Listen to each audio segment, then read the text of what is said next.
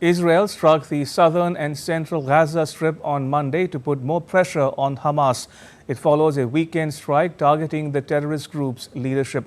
The main focus of Israel's advance since May has been further south in Rafah, though its military also stepped up aerial and tank shelling in central Gaza.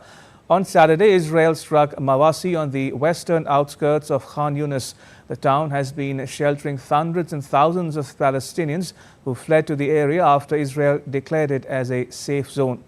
Israel said that its strikes targeted Hamas military commander Mohammad Deif, an architect of the 7th October attacks on Israeli towns and villages that triggered the Gaza conflict.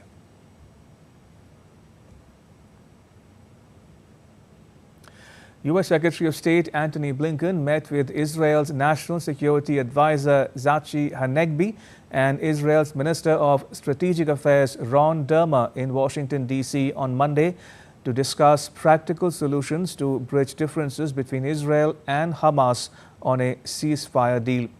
Israeli officials confirmed that Israel is still committed to reaching a ceasefire deal under terms laid down by U.S. President Joe Biden on the 31st of May.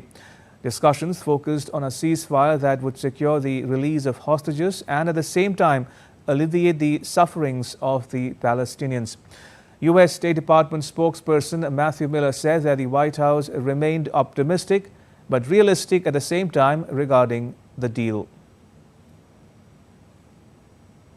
They discussed the latest in the ceasefire negotiations that are ongoing, where we are trying to reach a ceasefire that would secure the release of hostages, alleviate the suffering of the Palestinian people. They talked about plans for the day after the conflict and how to establish governance and security in Gaza. And of course, as always, the Secretary raised the need to even in advance of a hoped-for ceasefire, do more to resolve logistical issues that are preventing humanitarian assistance from being fully delivered across the Gaza Strip. Israel is still committed to reaching a ceasefire, that Israel wants to reach a ceasefire. Obviously, they want to protect their interests. We understand that as part of the negotiating process, but they do want to reach a ceasefire and are committed to these negotiations.